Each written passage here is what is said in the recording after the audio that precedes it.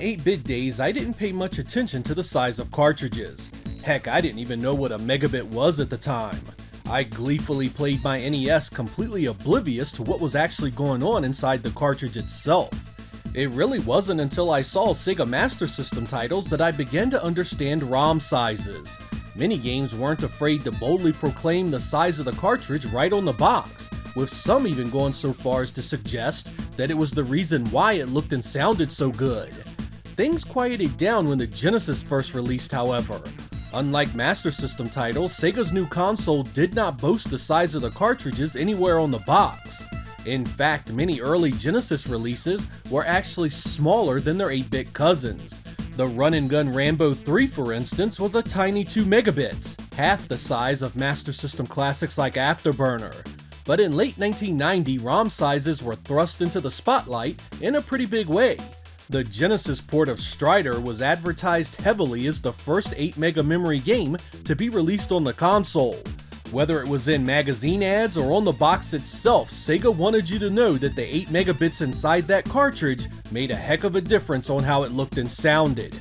It was right around here that I really began to pay closer attention to the size of 16-bit cartridges. And in this episode, we are gonna go over the largest officially licensed games for the Sega Genesis. So sit back, relax, and get ready for Mega Power, the largest Sega Genesis games.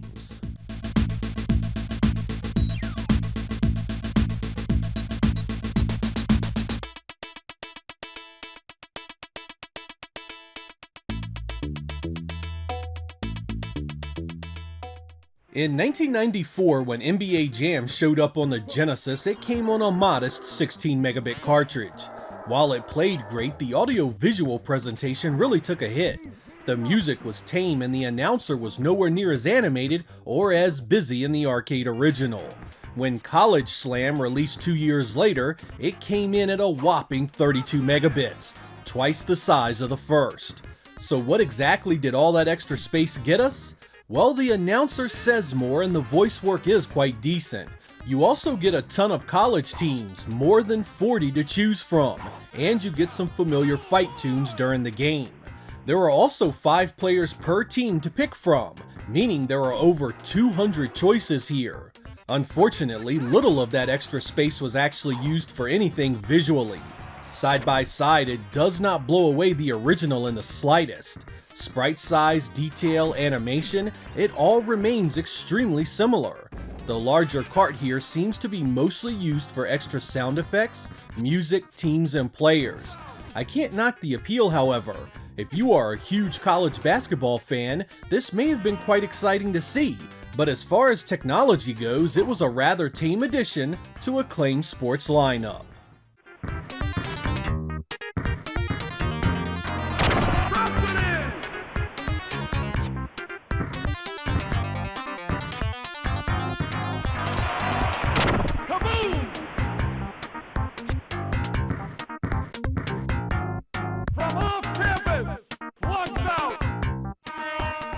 The fact that Duke Nukem 3D exists at all on the Genesis is a miracle, but the fine folks at Tectoy made it happen on a 32 megabit cartridge. It utilizes ray tracing similar to the engine that powered Wolfenstein 3D, and while it's far from silky smooth, you still have to admire the giant sack on these guys for even trying it. But why exactly it needed a 32 megabit cartridge is beyond me. Limited sprites, animation, music, and color all lead to one hell of a question mark. It's not even the entire game of Duke Nukem 3D, it's just the second episode that has been cut back incredibly. To really hit home what I mean, Doom on the 32X came in on a 24 megabit cartridge. I still get a kick out of seeing this one though. It makes you wonder just what this team could have done with a bigger budget. If you've never tried it, it's definitely worth a trip for curiosity's sake.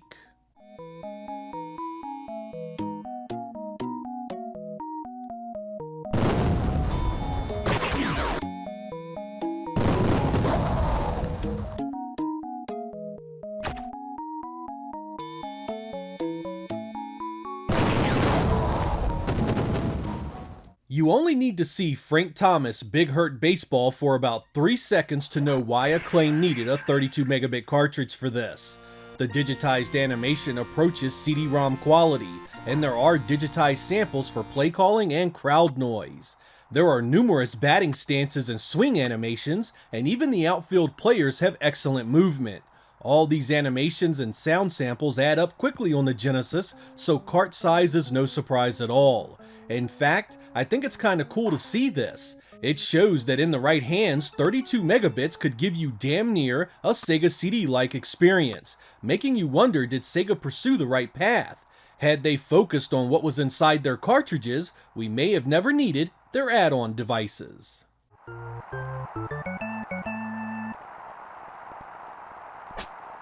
Strike one!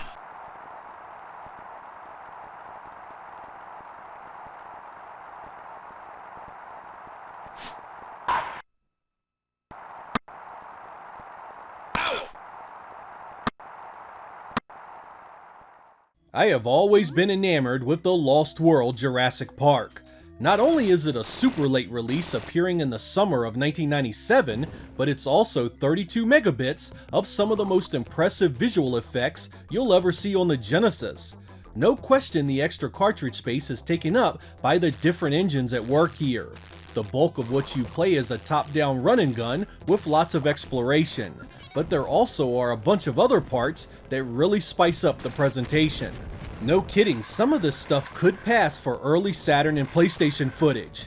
More space to work gave developers more freedom to try new things, and the Lost World definitely benefited in regards to variety. She's a beauty and well worth checking out.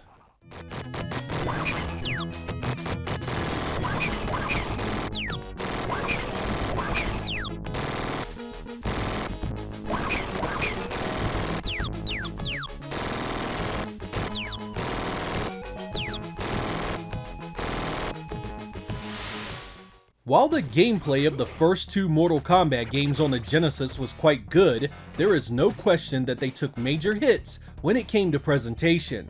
Not only was the animation cut heavily, but so were the sound effects. Thankfully, when Mortal Kombat 3 showed up, it landed on a 32 megabit cartridge, and man did it make a world of difference. So much so that Williams even made a big deal about it right on the back of the box.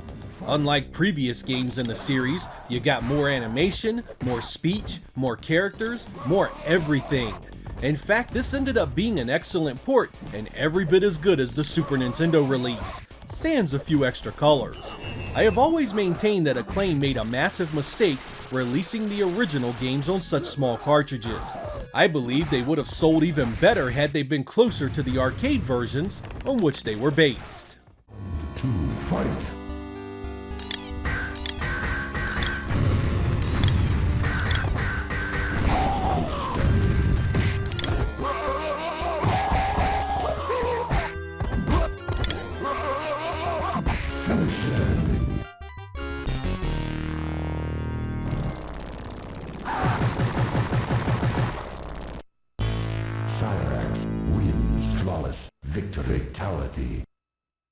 Acclaim is back again with another 32 megabit sports entry, NFL Quarterback Club 96.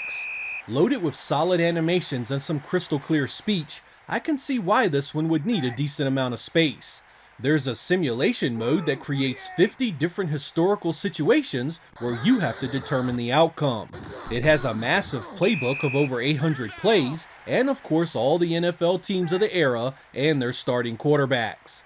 Funnily enough, this is even larger than the 32X version, despite being quite similar in content. But let's be real here. The Madden series on the Genesis was never larger than 16 megabits, half the size of this release, while containing much of the same content. In fact, later entries into the Madden franchise had quite a bit of digitized speech themselves, making you wonder why this needed to be so large. With no digitized or pre-rendered animation, it's a head-scratcher.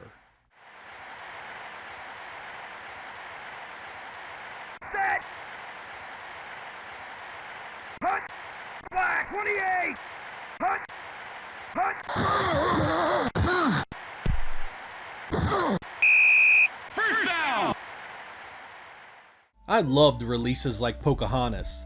Dropped in 1996 to coincide with the Disney movie on which it's based, The art and animation really showed off what a larger cartridge could add. This is another 32 megabit release, and it's clear from the moment you take control why it needed to be that large. Every sprite is superbly animated. I mean, look at that. It's like watching an actual Disney film, it's so well done. While clearly aimed at kids, this one had some fun puzzle elements as well as some stealth gameplay that had you sneaking around enemies to avoid detection. You control both Pocahontas and her animal friends around some truly breathtaking environments. It's a beauty that really took advantage of the extra cartridge size.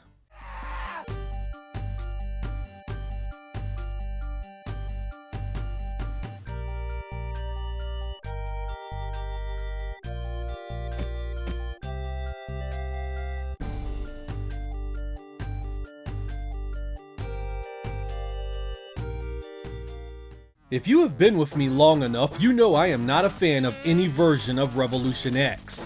When it was released on the Genesis in late 1995, it lost what little appeal it originally had. The 32 megabit cartridge was still way too small to do the digitized assets of the arcade version any justice at all, not to mention the complete loss of the sprite scaling engine that powered it.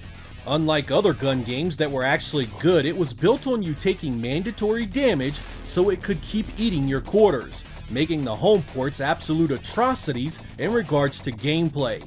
And the sad thing is that even with all that extra space, it still looks and sounds like someone took a big crap on my screen, spread it around, and set it to some really bad renditions of Aerosmith's music. It's a bad game. No wait, it's a terrible game that never should have been done on Sega's 16-bit machine.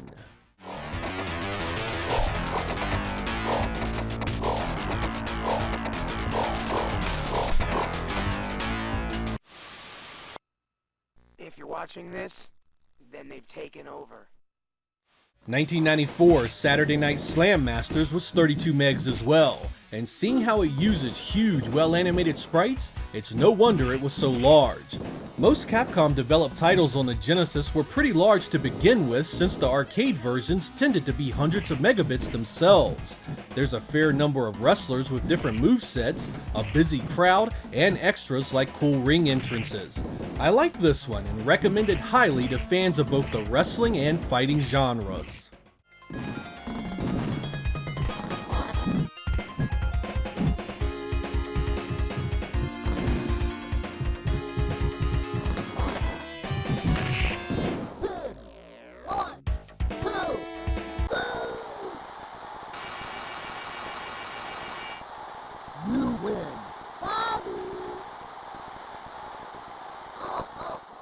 While I always found the Saturn version of Sonic 3D Blast a bit lacking, the Genesis version was something else entirely. The 32 megabits in this one were used for things like the opening animation, pre-rendered sprites and backgrounds, and of course the large selection of stages and a very decent soundtrack. This came out in late 1996, so the cartridge size is nothing unusual among Genesis releases at the time. I think it was a good use here, and while this will never displace any of the original games, it was a solid send-off for 16-bit Sonic.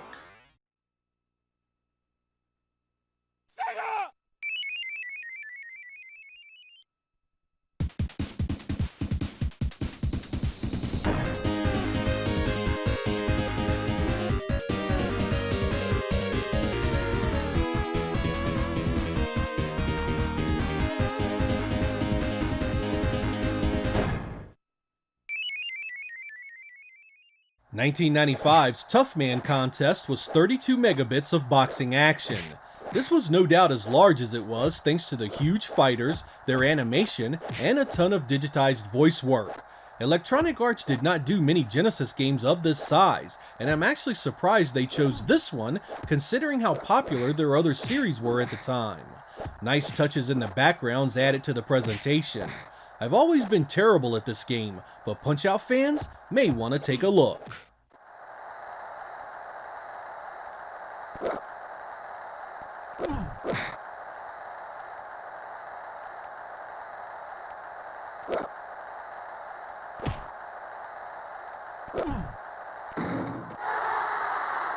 One, two, Much like The Lost World, Toy Story's 32 megabits seems to have gone into the variety of assets it has and its many game engines. Aside from the pre-rendered two-dimensional side-scrolling stages, you also get a first-person segment, a forward-scrolling vehicle-based engine, overhead vehicle areas, and a fair amount of digitized artwork and sound effects. Just a few minutes of footage and it's clear why it's a 32 megabit monster. Hell, some of the animation is so good, you kinda have to admire they fit it all onto one cartridge in 1995. Traveler's Tales had some ups and downs in the 16-bit generation, but as far as programming wizardry, I think they deserve a ton of respect.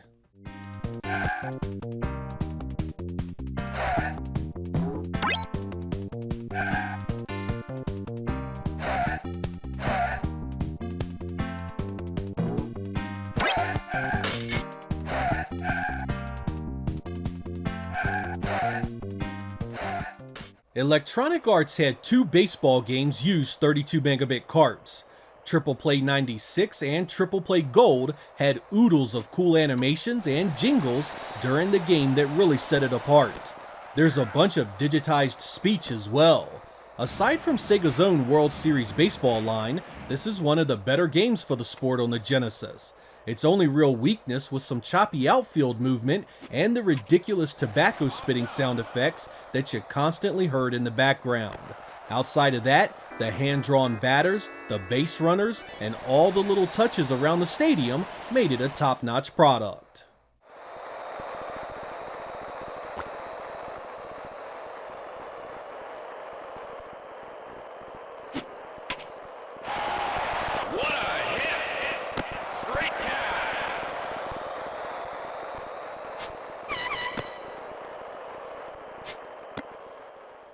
While I had some pretty high praise for Mortal Kombat 3 earlier, I'm a bit less impressed with the follow-up, Ultimate Mortal Kombat 3.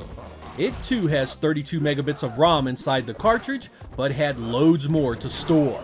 This actually resulted in things being cut out of this version. You lose stages, animalities, mercies, sound effects, and Shiva entirely. Don't get me wrong, it's still a good game and what is there is very well done for a machine that was 8 years old at the time. But I cannot help but feel this should have been 40 megabits to tie up all the loose ends. It could have been the definitive 16-bit version of this game. It just goes to show you that even with the largest of cartridges, arcade ports almost always had their work cut out for them.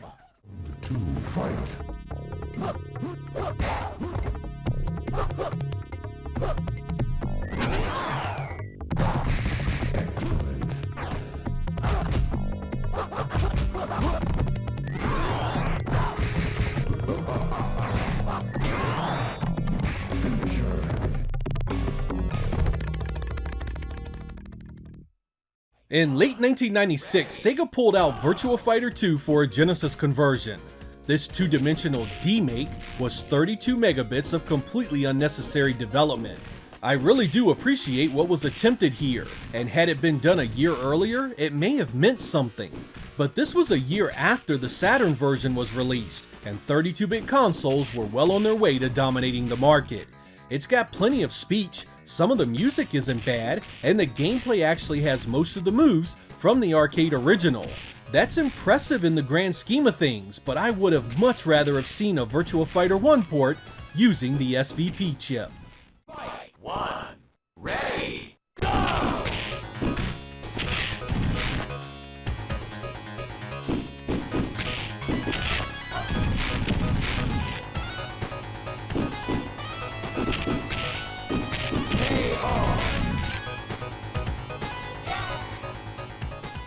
Like the Mortal Kombat 3 entries here, WWF Wrestlemania the arcade game was a tour de force of digitized images, animation, and voice work.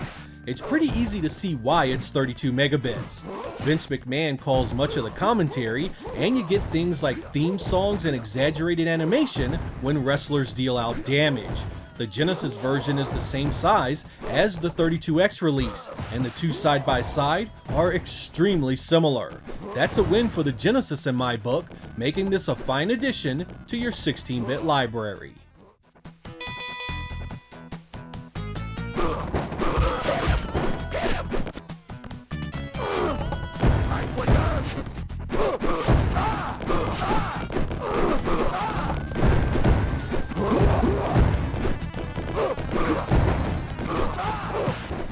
While the larger sized cartridges are often associated with more animation and advanced rendering techniques, it didn't always mean a good game.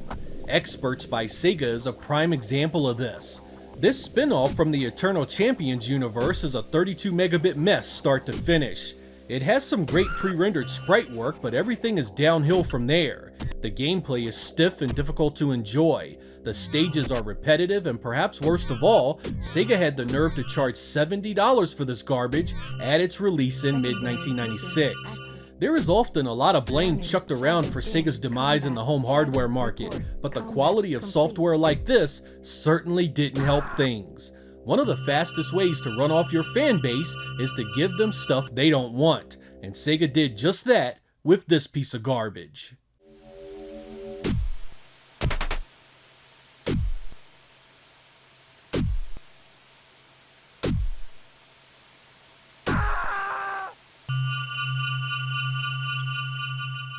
The largest officially licensed and commercially released cartridge for the Genesis was 1994's Super Street Fighter II: The New Challengers by Capcom.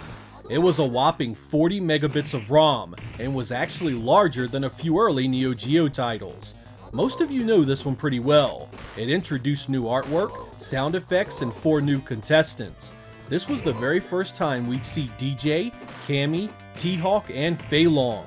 The visual representation of the arcade is extremely solid, the animation was respectable, and it had all the moves found in the original coin-op.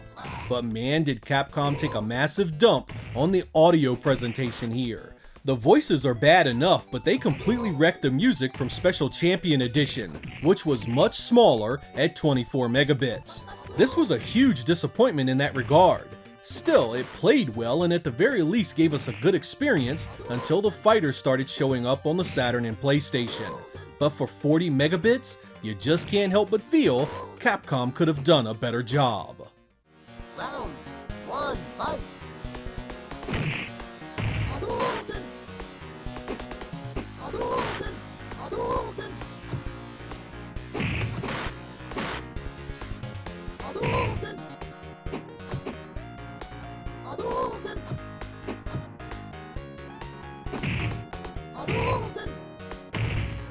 Hadouken! Hadouken!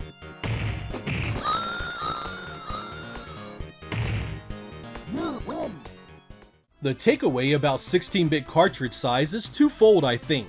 While it's certainly true a larger cartridge could bring some pretty neat things like lots of animation, pre-rendered assets, and digitized sounds and music, none of that equaled a good game.